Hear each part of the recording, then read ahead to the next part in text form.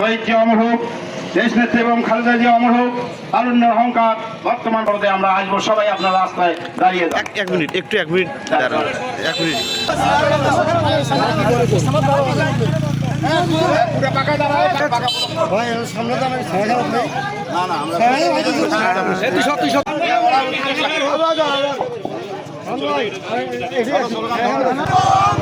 দুর্নীতিবাদের চামড়া,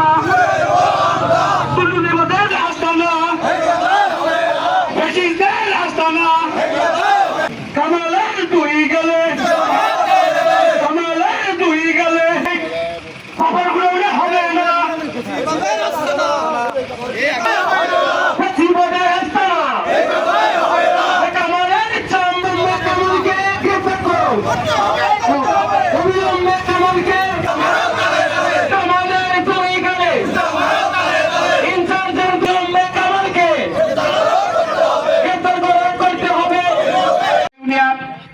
এই সারগোড়াউন, এই সাপাড়া ইউনিয়নের পাশে বলমধারী ইউনিয়ন, এই দুটি ইউনিয়নের নেতা কর্মীরা আজকে বিগত 17 বছর থেকে তারা আন্দোলন করতে গিয়ে তাদেরকে বিভিন্ন মামলা হামলা দিয়ে এইখানে এই মার্ডারে একটি সাজানো মামলা দিয়ে এই কামাল হোসেন গংরা আমাদের নেতা কর্মীদেরকে তারা ফাঁসি কাস্টে ঝুলানোর পরিকল্পনা করেছিল। সেইটা 5 আগস্টের কারণে 5 আগস্টের আন্দোলন সফল হয়, সেইটা তারা ব্যর্থ হয়েছে।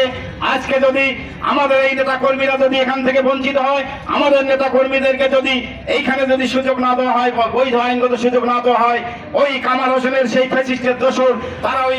গাইবান্ধা থেকে তারা বিভিন্ন গান থেকে তারা লেবার নিয়ে এসে যদি বেআইনি ভাবে এখানে কোনো কার্যক্রম চালায়, আগামী 48 ঘন্টা পর যদি তারপরও যদি আপনি চালান এবং তাদেরকে দিয়ে দিয়ে চালান, তাহলে আমরা সেটা কোনোভাবেই মেনে নেব না। আমরা বাধ্য হব এ ব্যাপারে আমরা প্রয়োজনীয় পদক্ষেপ নিতে, এবং এই জন্য যদি কোনো, আমি আবারও বলছি, এই জন্য যদি কোনো আইন শৃঙ্খলা অবনতি হয়, যদি সার সারবারে বিঘ্ন ঘটে, তার সকল দায় দায়িত্ব এই বাফার ইনচার্জ তাকেই নিতে হবে, এবং দায় দায়িত্ব নিয়েই তাকে এখান থেকে বিদায় নিতে হবে। সংগ্রামী সাথী বন্ধুগণ, আমি আমার বক্তব্য দীর্ঘায়িত করবো না, আমি শুধু পরিশেষ একটি কথাই বলতে চাই, আগামী দিনে বৃহত্তর আন্দোলনের জন্য আপনারা প্রস্তুতি গ্রহণ করুন। আমরা 48 ঘন্টাতে সময় দিলাম, 48 ঘন্টা পর এখানে আমরা আবার সমবেত হব এবং ঐক্যবদ্ধভাবে আপামর জনসাধারণকে সাথে নিয়ে শ্রমিক, ছাত্র, যুবক জনতা এবং বিএনপি নেতা কর্মী সহ আমরা সবাইকে নিয়ে আমরা এখানে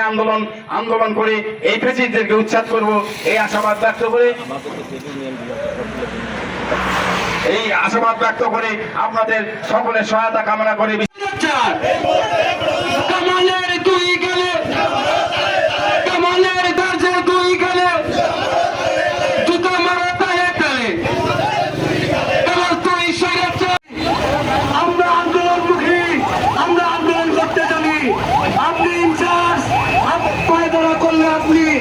আপনাকেও আমরা কঠোর কর্মসূচির মুখোমুখি নিয়ে আসবো, বাধ্য হলো।